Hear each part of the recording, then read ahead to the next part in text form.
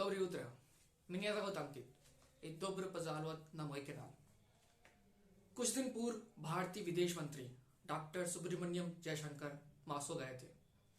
वहां पर उन्होंने रूसी भाषा को सीखने का एक टिप्स बताया था.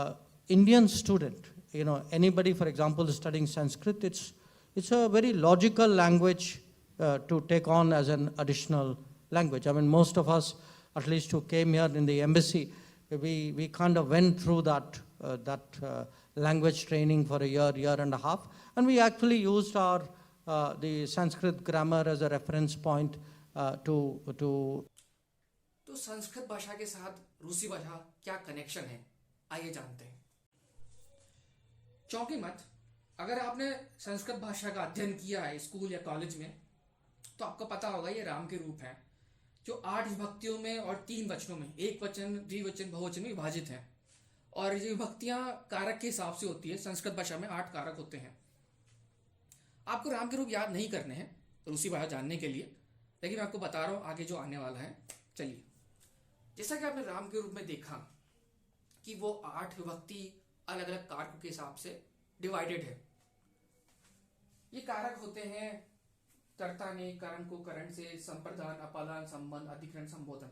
अगर आपने संस्कृत भाषा अच्छे से पढ़ी है तो आपको अच्छे से पता होगा.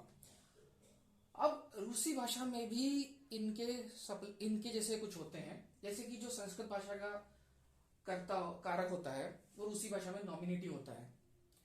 जो करण कारक संस्कृत का होता है उसे रूसी भाषा में अक्यूजेटिव होता है. जो करण होता है वो रूसी भाषा का इंस्ट्रूमेंटल केस बन जाता है, और जो संप्रदान है वो रूसी भाषा का डाटिव केस बन जाता है. यहाँ मैंने अंग्रेजी नाम लिखे हैं ताकि आपको समझने में आसानी हो. रूसी नाम थोड़े से लंबे हैं. और जो अपादान और अधिकरण है वो रूसी भाषा के प्रीपोजिशनल केस बन जाते हैं, और संबंध कारक केनेटिव बन जाता है. रूसी भाषा में 6 ही कारक होते हैं, संस्कृत में 8 होते हैं. संबोधन कारक जो होता है वो रूसी भाषा में नहीं एग्जिस्ट करता.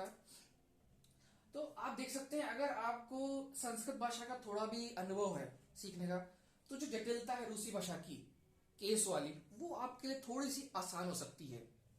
ऐसे और भी कनेक्शंस है रूसी और संस्कृत भाषा के, लेकिन ये सबसे ज्यादा इंपॉर्टेंट है. अगर आपको ये समझ आ गया, अगर आप रूसी भाषा के केसेस को संस्कृत की तरफ समझ पाए, तो मेरे हिसाब से आपके रूसी भाषा का जानना बहुत आसान हो सकता है. अगर आपको ये वीडियो पसंद आया तो इसे लाइक कीजिए. मैं आगे भी ऐसे ही रूसी भाषा को जानने के वीडियो आपके लाता रहूँगा. तो तब तक के लिए धन्यवाद. Thank you.